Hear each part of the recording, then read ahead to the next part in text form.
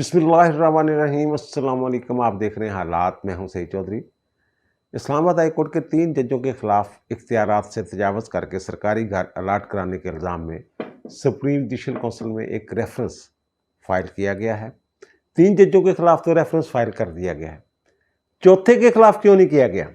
ये चौथा कौन है और उसकी तफसीलात क्या हैं, इससे हम आपको आगाह करेंगे। और फिर इमरान खान के खिलाफ जो उसने प्लानिंग की थी 9 मई की, उसके जो दस्तावेजी सबूत हैं, वीडियोज़ हैं, ऑडियोज़ हैं, वो तमाम एक यूएसबी में इकट्ठे करके वो यूएसबी जो है वो अदालत के हवाले कर दी गई है।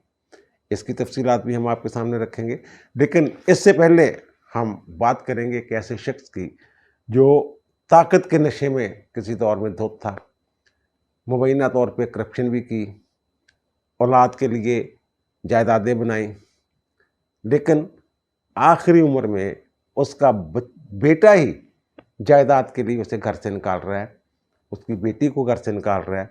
और ये देखिए वो कौन साहब हैं। ये तस्वीर इस वकूआ की है जिसमें आप उन साहब को जो कभी बहुत ताकतवर हुआ करते थे उनको भी देख सकते हैं। जी बिल्कुल ठीक है, ये ब्रिगेडियर इम्तियाज़ साहब की तस्वीर है और ये मज़ाहमत कर रहे हैं पुलिस के सामने और अपने बेटे के सामने कि घर का ऊपर वाला जो पोर्शन है वो खाली ना करवाया जाए।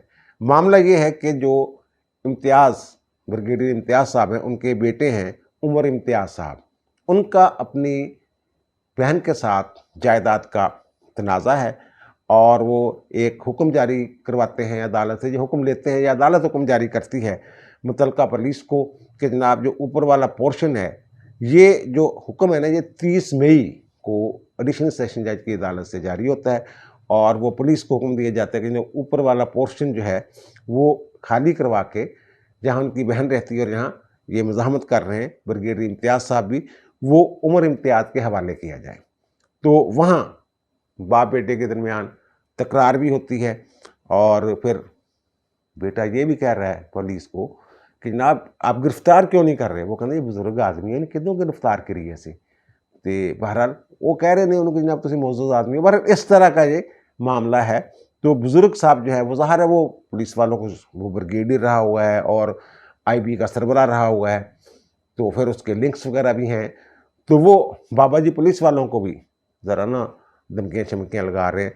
तो ये सारी सूरत। अब जो ये ब्रिगेडियर इम्तियाज़ साहब हैं, अब उन्हें घर से निकाला जा रहा है और वो किसी दौर में हुकूमतें जो हैं, हुक्मरानों को, वज़ीर-ए-आज़म को, वज़ीर-ए-आज़म उससे निकालने की कोशिशें किया करते थे।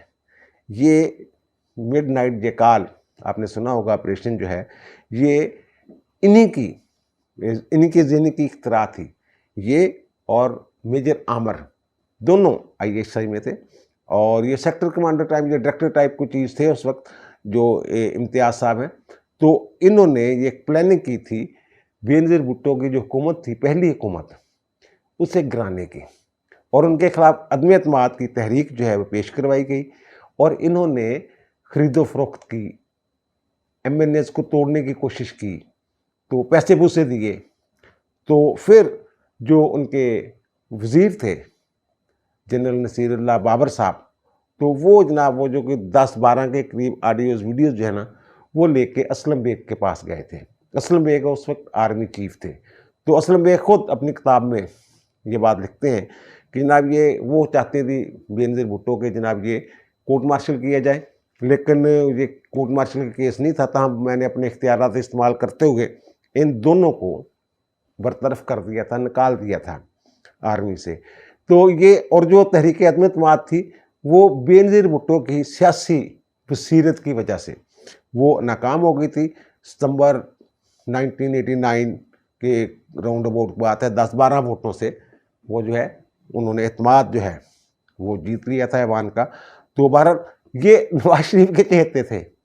नवाज शरीफ ने जब उसके बाद नवाज शरीफ का दौर आया तो उन्होंने इन्हें IB का डायरेक्टर जनरल लगा दिया, सरबराह लगा दिया। और ये पकड़े कैसे गए थे? वैसे FIA के किसी अफसर के घर में ये मीटिंगें करते थे, MNAs वगैरह को बुला बुलू के। तो फिर वो जो FIA के अफसर थे वो जो उस वक्त के IB के सरबराह थे उसके ज़ाती दोस्त थे। تو پھر اس نے آئی بی کے سربراہ کو بتا دیا، پھر وہ بے نظیر تک بات پہنچ گئی، اور پھر جنرل نصیر اللہ بابر وہ تمام ریکارڈ شکار لے کے جنرل اسلم بیگ کے پاس گئے تھے، اور پھر مشرف دور میں یہ گرفتار بھی ہو گئے تھے، اور ان پہ بادنوانی کے الزامات بھی تھے، اور ان کے بارے میں مشہور تھا کہ جہاں جاتے ہیں وہ کہتے ہیں نا جہاں بھی گئے داستان چھوڑ آئے، تو جہاں بھی گئے نا پلاٹ ضرور لیے، اور ان کے 41 قیمتی پلاٹ بھائی صاحب نے دوران ملازمت بنائے تھے۔ اے بابا جی نے جنہوں تکے مار رہے ہو پتر وہی گل کر رہے ہیں میں، اور ان میں سے 11 پلاٹ جو ہیں وہ اسلام آباد کی جو انتہائی مہنگے علاقے ہیں نا وہاں ہیں، اور یہ جو گھر ہے یہ جو F10 ہے سیکٹر وہاں پہ یہ بھی مہنگا علاقہ ہے، تو ہو سکتا ہے انہی پلاٹوں میں سے جنہوں نے دوران ملازمت بنائے تھے انہی پلاٹوں میں سے ایک پلاٹ ہو، تو کیا ہاتھ آیا یہ، تو کیا ہاتھ آیا، اس کو کہتے ہیں یہ مقام عبرت، یہ مقام عبرت ہے کہ طاقت کے نشے میں جب بندہ دھوت ہوتا ہے تو پھر اسے برے اور اچھے کی تمیز نہیں رہتی، اور پھر جب ہوس پڑ جاتی ہے مال کی تو پھر وہ مال اکٹھا کرتا ہے، یہ نہیں دیکھتا کہ جن کے لیے مال اکٹھا کر رہا ہے انہوں نے اس کے ساتھ پھر کیا کرنا ہے آگے جا کے۔ یہ پہلی مثال نہیں ہے، اور بھی بہت ساری مثالیں ہیں۔ اور پھر دوسری جو خبر جو میں آپ کے ساتھ شیئر کرنا چاہ رہا ہوں وہ یہ ہے کہ عمران خان کے خلاف USB میں جو ثبوت ہے وہ عدالت کے سپرد کر دیے گئے ہیں۔ عمران خان کے خلاف وہ جو لاہور میں واقعات ہوئے تھے 9 مئی کے، جن میں جناح ہاؤس یعنی کہ گور کمانڈر ہاؤس کو جلانے والا واقعہ ہے، اور پھر عسکری ٹاور جلانے والا واقعہ ہے، اور پھر جو تھانہ تھا شادمان کا اس کو نظر آتش کرنے کا معاملہ ہے، تو ان کی ضمانت جو ہے عبوری ضمانت جو ہے وہ ہو چکی ہوئی ہے ان مقدمات میں۔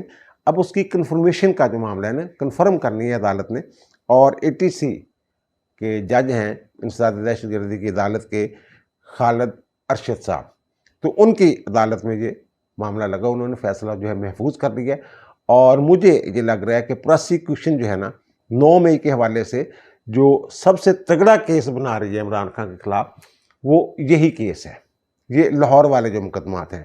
تو اس میں جو پروسیکیوٹر ہیں انہوں نے عدالت میں کہا کہ جناب جو انہوں نے پلاننگ کی تھی وہ کی تھی انہوں نے 9 مئی سے کئی دن پہلے، اور وہ کہتے ہیں ہمارے پاس اسپیشل برانچ کی رپورٹس ہیں کہ 9 مئی کو میٹنگ شیٹنگ ہوتی ہے ان کی، اور وہاں یہ پلاننگ کرتے ہیں کہ اگر عمران خان گرفتار ہو جائے تو پھر فوجی تنصیبات پہ اور کہاں کہاں حملے کرنے ہیں۔ وہ کہتے ہیں ہمارے پاس ثبوت ہے، ویڈیوز بھی ہیں، ہمارے پاس آڈیوز بھی ہیں، اور پھر وہ ایک USB جو ہے وہ کہتے ہیں وہ ساری چیزیں بڑی حساس قسم کی معلومات ہیں، وہ ہم اوپن کورٹ میں پیش نہیں کر سکتے۔ بہرحال وہ ایک USB جو پروسیکیوٹر ہیں وہ عدالت میں پیش کرتے ہیں، اب یہ USB ہے، اس کو آپ دیکھ لیجئے، اس میں بہت ساری چیزیں ہیں، بہت اہم ثبوت اور انکشاف ہیں اس USB میں۔ آپ دیکھیں گے تو پتہ چل جائے گا کہ جناب یہ کس طریقے سے پلاننگ کی گئی اور کس طریقے سے یہ منصوبہ بندی کے تحت 9 مئی کا جو واقعہ ہوا ہے یہ ہوا۔ وہ ان کے وکیل صاحب کہہ رہے تھے نا کہ جناب وہ تو جیل میں تھے، وہ کیسے، وہ تو گرفتار تھے، ان کی گرفتاری کے ریئیکشن پہ تو یہ ہوگا، تو پروسیکیوٹر صاحب کہہ رہے تھے جناب بڑی اچھی گل کرتے تھے، یعنی پروسیکیوٹر نے کہا کہ جناب یہ جو بات آپ فرما رہے ہیں یہ تو یہی تو ہمارا کیس ہے کہ یہ پلاننگ عمران خان نے کی۔ ان کا جناب جن لوگوں نے رپورٹ وغیرہ تیار کی تھی نا اسپیشل برانچ والوں نے اور دیگر حساس اداروں کی جو رپورٹس وغیرہ ہیں، وہ لوگ جو ہیں وہ خود بھی گواہی کے لیے پیش ہوں گے، اور جو موقع پہ موجود لوگ تھے ان کو بھی گواہ کے طور پہ ہم پیش کریں گے۔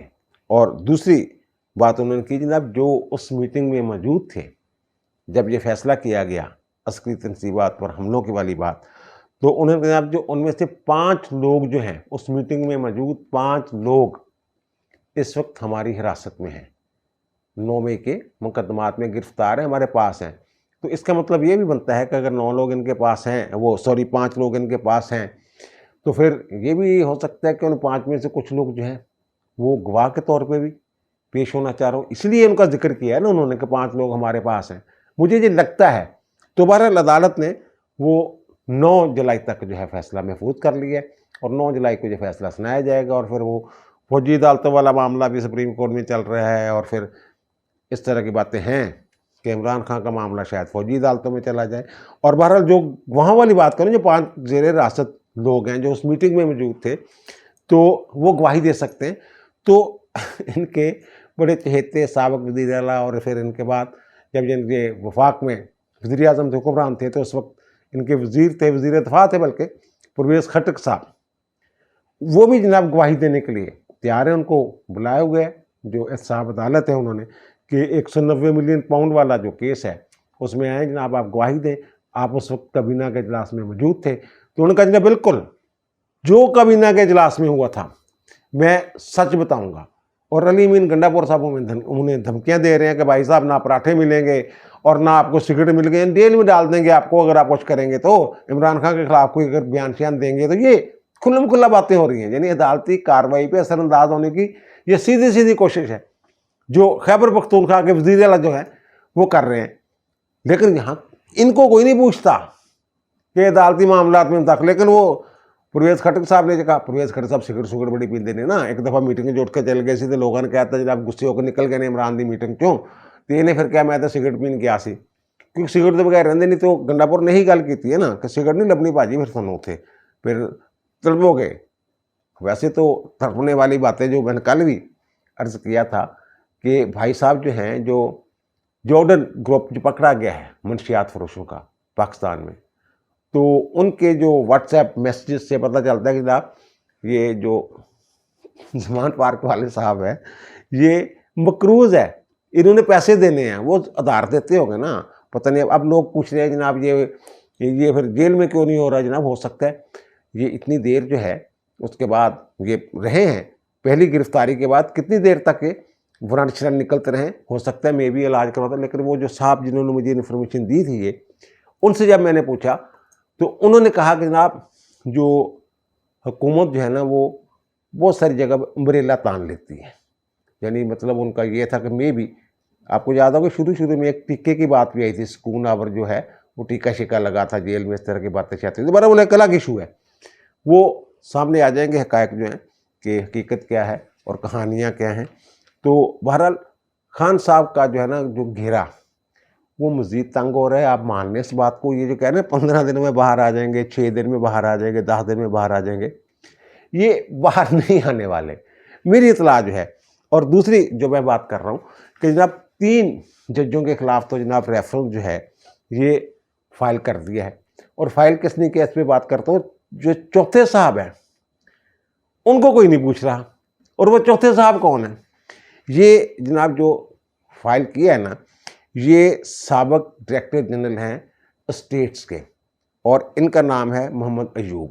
محمد ایوب صاحب نے یہ فائل کیا ہے اور انہوں نے 5 جولائی کو یہ یو ایم ایس کیا ہے، جن میل سروس کے ذریعے انہوں نے یہ جی پی او اسلام آباد سے یہ ریفرنس جو ہے یہ سپریم جوڈیشل کونسل کے سیکرٹری یعنی سپریم جوڈیشل کونسل ڈائریکٹ یعنی رجسٹرار کو اور تمام ممبران کو الگ الگ اس کی نقول جو ہیں وہ بھجوائی ہیں. اور اس میں انہوں نے الزام لگایا ہے وہ 3 ججوں پہ. سب سے زیادہ جو انہوں نے ٹارگٹ کیا ہے وہ مسٹر جسٹس بابر ستار کو کیا ہے. انہوں نے کہا بابر ستار صاحب نے جوڈیشل ایکٹیویزم جو ہے نا اس کا مظاہرہ کیا اور پھر اپنے حق میں اس جو جوڈیشل ایکٹیویزم ہے اس کے تحت اپنے ہی لیے انہوں نے سرکاری رہائش گاہ جو ہے وہ الاٹ کروائی. یعنی اول نمبر کی جو پہلے نمبر کی جو اے کیٹیگری A1 کیٹیگری کی جو ہوتی ہے جو 22ویں گریڈ کے افسر کو ملتی ہے وہ انہوں نے الاٹ کروائی. اور وہ کہتے ہیں جناب ایک درخواست آئی یا پتہ نہیں آئی یا دلوائی گئی جو بھی معاملہ ہے تو انہوں نے جناب اس پہ حکم امتناعی جاری کر دی اور کہہ دیا جناب جو جن لوگوں کو الاٹ کیے جا رہے جو خالی کر رہے ہیں اس کے بعد نئے لوگوں کو الاٹ کیے جانے تھے نا وہ سارا حکم امتناعی جاری کر دی اور کینسل کر دیں ساری الاٹمنٹس وغیرہ جو ہونے والی تھی. اور وہ کہتے ہیں 2700 ملازمین جو ہیں وفاقی اس سے متاثر ہوئے. اور پھر جو اعلیٰ افسران 22 والے تھے وہ کہتے ہیں 22 والے پہ تھے نا یہ جج صاحبان چاہتے تھے کہ جناب یہ جو رہائش گاہیں ہیں نا سرکاری یہ ہمیں دے دی جائیں. پھر وہ کہتے ہیں جناب رجسٹرار صاحب جو ہیں وہ سیکٹری ہاؤسنگ جو تھے ظاہر انچارج وہی تھے. یہ جو ڈی جی اسٹیٹس ہوتے ہیں یہ الاٹمنٹس کے معاملات سارے جو ہیں سرکاری گھروں کے معاملات یہی دیکھتے ہیں اور ان کے اوپر جو ان کے باس ہوتے ہیں وہ سیکٹری ہاؤسنگ ہوتے ہیں. وہ کہتے ہیں ڈاکٹر جو فخر عالم تھے وہ تھے اس کے ہاؤسنگ کے سیکٹری تو رجسٹرار صاحب ان کو بلا لیا کرتے تھے اور کہتے ہیں جناب धमकाया शमकाया करते थे कि तावन करो साडे नाल, सानू घर शहर दिओ, अलाट कर दिओ जੱਜਾਂ ਜੁੱਜਾਂ ਨੂੰ, ਤੇ ਵਰਨਾ ਫਿਰ ਤੁਹਾਨੂੰ ਕੰਮ ਜੇ वो ਉਹਦਾ ਜਿਹੜੀ कार्रवाई का सामना करना पड़ेगा वगैरह वगैरह जो भी होता। तो फिर कहते हैं जनाब बाबर सत्तार साहब को भी घर अलाट कर दिया गया। उनके साथ साथ जो हैं तारक महमूद जहांगीरी साहब जो हैं, उनके खिलाफ कल मैंने वो भी लॉक किया है, उनके खिलाफ भी एक रेफरेंस की बातें हो रही हैं। वो तो बहरहाल अगर उन्हें फौरी तौर पे ना, मैंने कल भी अर्ज़ किया था, तारक को अगर डिग्री जाली नहीं है तो फौरी तौर पे उनको रिएक्शन करना चाहिए, रिएक्ट करना चाहिए, रिएक्शन देना चाहिए। और फिर दूसरे अरवा मोहम्मद ताहर साहब जो हैं, ये तीनों जज साहबान हैं जिन्होंने ख़त भी लिखा हुआ है। तो इसलिए जब ख़त वाला मैं मामला देखता हूँ उसके साथ जोड़ता तो मुझे कभी कभी लगता है कि जो एजेंसियाँ हैं वो मुतहरक हो गई। और आपको याद होगा कि मैंने एक वीला किया हुआ है जिसमें मैंने ये अर्ज़ किया था कि अदलिया में ऑपरेशन क्लीन अप, तो ये मुझे लगता है कि उसी तरह की सूरत है। बहरहाल ये तो ये एक और जो जज साहब हैं, अच्छा बहरहाल जो है ना, ये जजों को जो सरकारी घर कैसे अलाट होते हैं, जो पहले से इस्टेब्लिश हाई कोर्ट्स हैं, इस्लामाबाद हाई कोर्ट तो बाद में बनी है ना, इसलिए वहाँ के जो हाउसिंग के रूल्स हैं अकोमोडेशन के, उनमें जजों का जिक्र ही नहीं है। उसमें 1 से लेकर 22 तक के अफसरान हैं, और एक अफसर आता है, दूसरा उसकी एक रिटायर और चले जाता है, रिटायर हो जाता है या फिर तब्दील हो जाता है, ट्रांसफ़र उसकी जगह पर नया आ जाता है उसी घर में। तो इस तरह का वहाँ एक ना सर्कल सा बना हुआ है। लेकिन जैसे वो मैंने अर्ज़ किया कि वहाँ सिंध हाई कोर्ट हो गया, बलोचिस्तान, पेशावर हाई कोर्ट, वहाँ जजों के लिए अकोमोडेशन मौजूद है। लाहौर हाई कोर्ट में भी UR1 में जजों के लिए बाकायदा जो है रहायशगाहें, उनकी तादाद मुकर्रर है, और वो जजों की तादाद के बराबर है तकरीबन। और फिर वो जो होता है ना ये अलाटमेंट वगैरह, वो घर जो है वो हाई कोर्ट के चीफ जस्टिस की डिस्पोजल पे छोड़ दिए जाते हैं। लाहौर की मैं बात कर रहा हूँ। तो फिर जो घर जो है अवेलेबल होता है उसके मुताबिक वो सीनियरिटी के हिसाब से ये जो भी तरीक़ाकार उन्होंने बनाया वो मेरिट के ऊपर वो जजों को फिर अलाट होते रहते हैं। तो इस्लामाबाद में ऐसा कोई चक्कर नहीं है।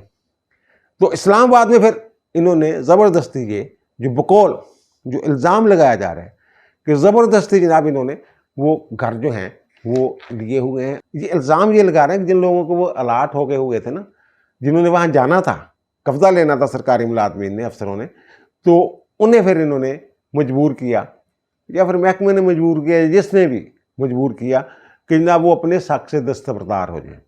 उन्होंने जो है अपना हक़ छोड़ दिया, और फिर वो ज़ाहिर वो खाली समझे गए, और फिर इनको मिल गए। अब ये तो होगी बात इनकी 3 की। फिर चौथा कौन है? चौथे साहब जो हैं वो जनाब मेरिट्स की बात करते हैं, हुकूक इंसानी की बात करते हैं, जमहूरी इक़्तिदार की बात करते हैं, और वह है मिस्टर जस्टिस अतर मनीला साहब। अच्छा, कल मैंने एक वीला किया, उनकी स्टोरी सुनाता हूँ मैं।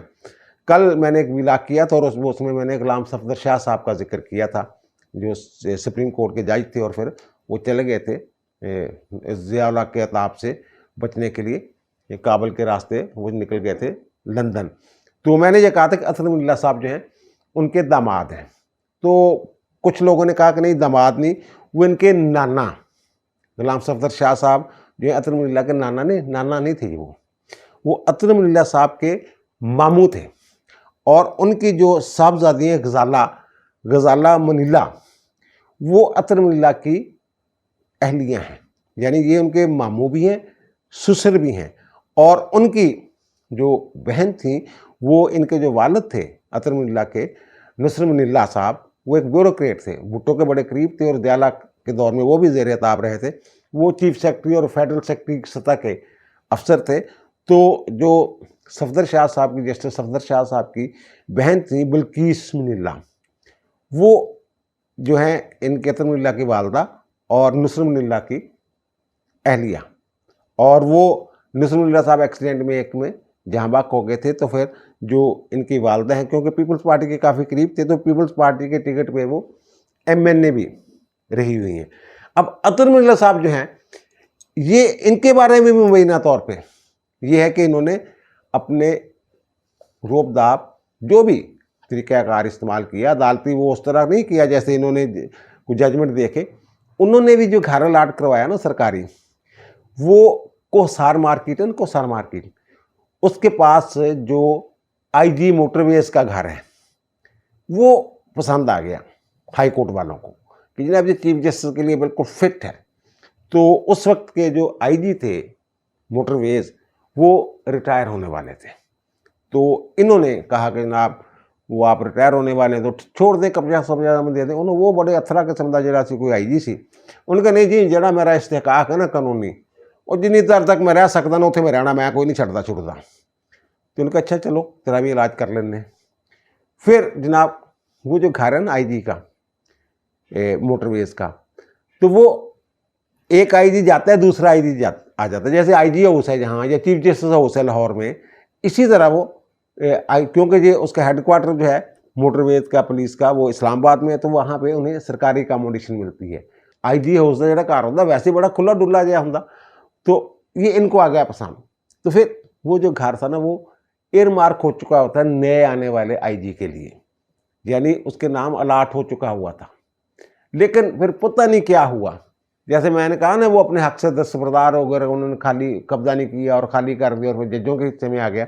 तो वो जो घर है कोसार मार्केट के करीब जो है, वो फिर अतरमुल्लाह साहब जो है, यानी कि अतरमुल्लाह साहब की जो बतौर chief justice Islamabad high court accommodation थी, सरकारी घर था, वो घर था जो IG मोटरवे का घर है।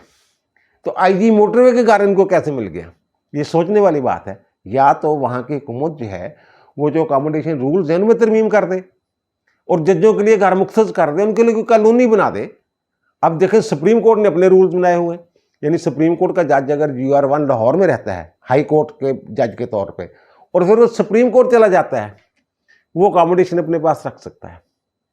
इस तरह है, ये है तो ज़्यादती इस्लामाबाद हाई कोर्ट के जजों के साथ कि जनाब उनका वो उसमें सरकारी रिहाइश गाँव में कोटा ही नहीं है, और ये वैसे तो मुलाजमत पाकिस्तान में है, लेकिन ये वो ब्यूरोक्रेसी जो है उसका हिस्सा नहीं होते, वो सिर्फ उनके लिए हैं। वो जो घर है ज़्यादती, लेकिन जो तरीक़ाकार इख्तियार किया गया अपना हक इस्तेमाल करने के लिए, वो मेरा ख्याल है इख्तियार से तजावज़ का जो इल्ज़ाम है वो उस तनाज़र में लगाया गया है। बहरहाल 3 वो हो गए, और अतरमुल्लाह साहब अगर वो अच्छा ये भी सोचने वाले होते वो साहब जो हैं वो अतरमुल्लाह का नाम क्यों शामिल नहीं कर रहे। अगर मैं ये कह रहा हूँ कि शायद इनके पीछे एजेंसियाँ हैं मुतहर्रिक हैं, तो फिर अगर अतरमुल्लाह साहब का नाम नहीं है तो मे भी वो उस वक्त के जो IG थे जिनको वो कहा जा रहा था घर खाली करो, घर खाली करो, और बड़ा अथरा किस्म का है और बड़ा सच्चा किस्म का आदमी ये कहते हैं, वो हो सकता है वो भी गवाही दे दें, कुछ भी हो सकता है यहाँ पे, तो उनका नाम क्यों नहीं है। अगर एजेंसियों ने करवाया है तो फिर अतरमुल्लाह साहब का नाम क्यों नहीं, ये भी एक सोचने वाली बात है।